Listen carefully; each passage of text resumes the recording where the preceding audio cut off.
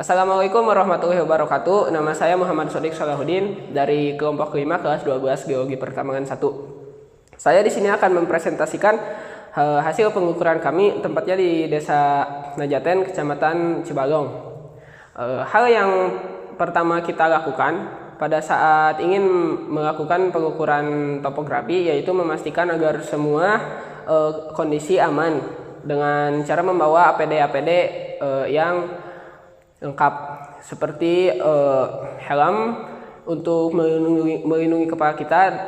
Yang kedua adalah rompi spotlight untuk memudahkan kita untuk saling melihat sesama anggota pada saat kondisi gelap. Yang ketiga safety shoes untuk melindungi kaki, dan selanjutnya adalah payung untuk melindungi alat kita dari sinar matahari langsung. Sesudah semua kondisi dipastikan aman, langkah pertama yang kita lakukan dalam pengukuran survei topografi ini yaitu menginstalasi alat teodolit dengan cara memasangkan teodolit tersebut ke statif atau tripodnya.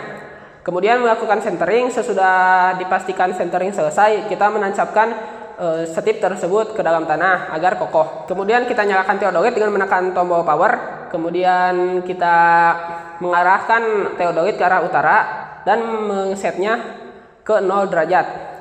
Setelah itu kita tembakkan teodolit ke objek yang ingin kita ukur. Dalam hal ini adalah rambu ukur. Kemudian membaca data-data yang ada pada teodolit, diantaranya sudut horizontal, sudut vertikal, dan benang atas, benang bawah, benang tengah. Untuk memunculkan sudut vertikal, kita harus menekan tombol pi pada teodolit.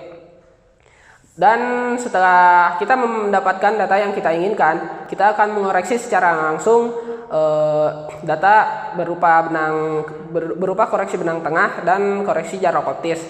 Untuk mengoreksi benang tengah, kita menggunakan rumus benang atas tambah benang bawah dibagi 2, dan toleransi yang biasa surveyor gunakan adalah 0,02. Jadi jika hasil benang tengah kita yang kita dapatkan melebihi 0,02 dari benang tengah yang kita baca, maka dapat dipastikan pembacaan benang kita salah. Dan untuk jarak optis, koreksi jarak optis kita menggunakan rumus benang atas kurangi benang bawah dikali 100. Kemudian untuk menghitung jarak datar, kita menggunakan rumus 90 derajat kurang sudut vertikal, kemudian hasil tersebut dikalikan dengan jarak optis. Hasilnya adalah jarak datar. Selanjutnya adalah kita melakukan pengolahan data untuk menghasilkan titik-titik koordinat poligon yang menggunakan rumus seperti ini. Yang pertama, kita harus menentukan syarat geometris terlebih dahulu, yaitu menggunakan rumus 10 akar N. 10 kita dapat dari angka akurasi alat, yaitu 10 detik, dan N adalah jumlah titik poligon yang kita ukur. Dalam kasus kami mengukur 12 titik poligon yang akan diaplikasikan pada syarat sudut, yaitu N tambah 2 kali 180 derajat, berarti 12 tambah 2, 14 kali 180 derajat, hasilnya 2520 derajat, 0 menit dan 0 detik. Kemudian langkah selanjutnya adalah menghitung koreksi penutup sudut, yaitu dengan menggunakan rumus sigma atau jumlah sudut horizontal yang kita dapatkan adalah 1774 derajat, 20 menit, 32,5 detik. Jadi dengan rumus KPS yang mana jumlah sudut horizontal dikurangi syarat sudut, yaitu menjadikan koreksi penutup sudut kami yaitu minus 745 derajat, 39 menit, 27,3 detik. Selanjutnya adalah koreksi sudut, yaitu dengan menggunakan rumus KPS dibagi N, yaitu hasil dari koreksi penutup sudut tadi dibagi jumlah titik poligon yang kita ukur. Hasilnya adalah minus 62 derajat, 8 menit, 17,29, 17 detik. Langkah selanjutnya adalah koreksi sudut yang telah kita dapatkan. Jadi koreksi sudut ini harus kita koreksi lagi dengan cara dengan rumus sudut horizontal yang kita dapatkan di lapangan yang ada pada teodolit dikurangi koreksi sudut yang kita hitung. Karena dalam kasus ini saya mendapatkan koreksi sudut min, jadi operasi yang digunakan adalah plus. Jadi min dan min jadi plus. Jadi kita menggunakan plus. Dalam contoh data saya 150 derajat 14 menit ditambah 62 derajat 8 menit 17,2917 detik. Jadi hasilnya 212 derajat 22 menit 17,2917 detik. Selanjutnya adalah kita kita menghitung azimut. Yang pertama kita hitung adalah azimut awal dengan rumus tan min 1 XB kurangi XA YB kurangi YA. Apa itu XB XA YB YA? XB adalah koordinat X dari backside dari backside dan XA adalah koordinat dari titik pertama yang kita ukur. Begitu juga dengan Y-nya. Kita gunakan rumus ini, kemudian kita ubah ke satuan DMS dan menghasilkan 0 derajat 0 menit 18,5887 detik. Kemudian kita tambahkan 180 derajat dan hasil azimut awalnya adalah 180 derajat 0 menit 18,5887 detik. Selanjutnya kita menghitung azimut untuk titik pertama, yaitu dengan menggunakan rumus azimut awal tambah 180 derajat dan ditambah beta. Beta adalah koreksi sudut yang kita sudah hitung. Contohnya dalam contoh saya 180 derajat 0 menit 18,5887 tambah 180 derajat. Hasil tersebut ditambahkan dengan koreksi sudut yang kita dapatkan, yaitu 212 derajat 22 menit 12,2917 detik. Hasilnya adalah 572 derajat 22 menit 35,8804 detik. Karena sudut yang saya dapatkan lebih dari 360 derajat, hasilnya kita kurangi 360 derajat dan menghasilkan 212 derajat 22 menit 35,8804 detik. Selanjutnya kita menghitung delta X dan delta Y dengan rumus jarak datar dikali sin alfa, dan untuk X-nya dan untuk delta Y-nya dengan rumus yang sama, kita hanya mengganti sin-nya dengan cos. Dalam data saya contohnya 45,072 itu jarak datar dikalikan dengan sin 32 derajat 17 menit 23,305 detik dan hasilnya 24,077. Begitu pula dengan Y-nya. Langkah selanjutnya adalah kita mengoreksi delta yang sudah kita hitung tadi dengan rumus jarak datar dibagi sigma jarak dan hasilnya dikalikan dengan sigma delta X atau Y. Dalam contoh kali ini saya menghitung koreksi delta X, yaitu dengan menggunakan rumus tadi, yaitu 45,072 yaitu jarak datar dibagikan dengan 482,6615 yaitu sigma jarak, dan hasilnya dikalikan dengan 50,76763 yaitu sigma delta X dengan hasil 4,740. Selanjutnya kita menghitung koordinat dengan rumus X awal ditambah delta X dikurangi koreksi delta X. Hal tersebut juga berlaku, rumus tersebut juga berlaku untuk titik Y.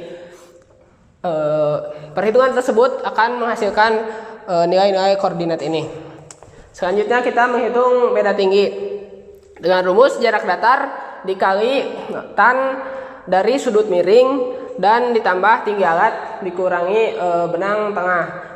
Hasil yang kita dapatkan yaitu min 4,763. Nilai ini akan digunakan sebagai bahan untuk menentukan elevasi pada titik kedua dengan rumus elevasi titik pertama dioperasikan dengan hasil nilai hitung beda tinggi. Jika beda tingginya min, maka elevasi titik awal dikurang, dan jika nilainya plus, titik pertama ditambah oleh nilai tersebut. Data-data tersebut dihasilkan dari proses pengukuran di lapangan menggunakan alat teodolit sambil kita menggambar sketsa lapangan. Sketsa lapangan yaitu adalah bentuk geometri kasar dari titik poligon yang kita ukur. Dengan cara setiap kita pindah titik, kita menghadap utara dan kita gambar titik poligon tersebut sehingga menyerupai bentuk aslinya. Untuk mendesain peta topografi, hal pertama yang harus kita ketahui adalah medianya. Saya menggunakan kertas berukuran A1. Kemudian kita menentukan skala dan membuat garis kontrol dengan cara kita menghitung selisih antara X terbesar dan X terkecil dalam kasus yang sudah dibuatkan tentunya. Dalam kasus saya mendapatkan 130 meter, kemudian dikonversikan ke dalam cm, hasilnya adalah 13.000 cm.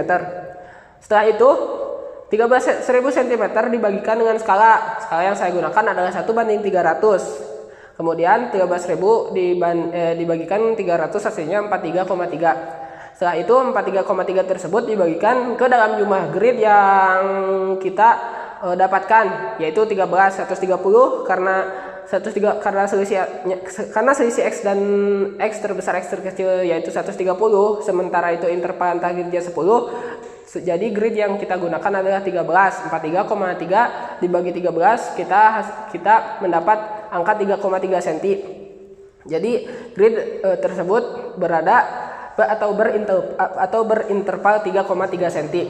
Selanjutnya adalah proses plotting. Plotting itu sendiri adalah memindahkan nilai koordinat ke dalam peta. Contohnya, kita punya nilai koordinat di sini 820.452,253 dan Y-nya 9151.014,367.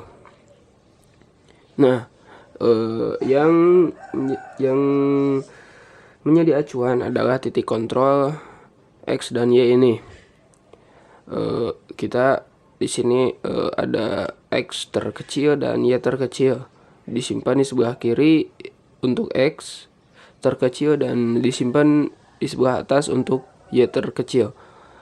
Nah, kita sudah punya acuannya. Sekarang kita lihat di sini 820.452,253. Jika kita mengacu pada titik kontrol X dan Y ini, nilai koordinat ini menyisakan 2,253 di ujungnya dari grid 820.450. Nah, yang harus kita cari adalah jarak sisa 2,253 ini jika dikonversikan. Nah, caranya adalah ambil angka terakhir tadi 2,253 dan kalikan 3,3. Dari mana 3,3?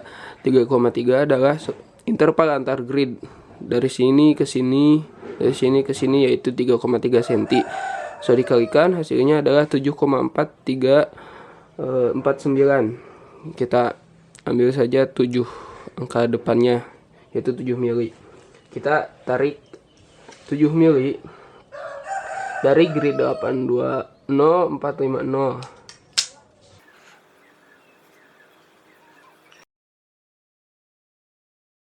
Selanjutnya dengan Y-nya lakukan hal yang sama. Angka sisanya adalah 4,367 dari grid 9151010. Sudah dikalikan hasilnya 14,4111. Yang mana hasilnya adalah 14 mili. Jadi 1,4 cm.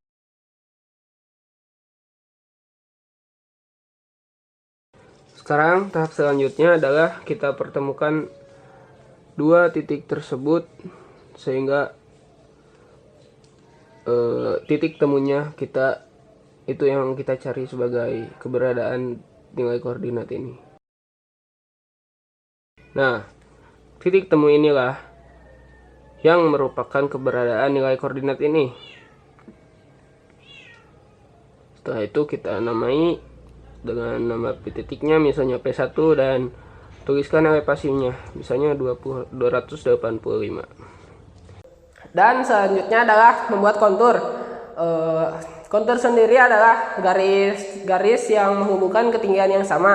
Kita membuatnya dengan cara menghubungkan nilai ketinggian yang sama. Jika ada nilai 273, kita sambungkan seperti ini. Dan proses ini berlangsung di ketinggian-ketinggian yang ada pada peta kita. Semua ketinggian yang ada pada peta kita. Mungkin itu saja yang dapat saya sampaikan. Cukup sekian. Assalamualaikum warahmatullahi wabarakatuh.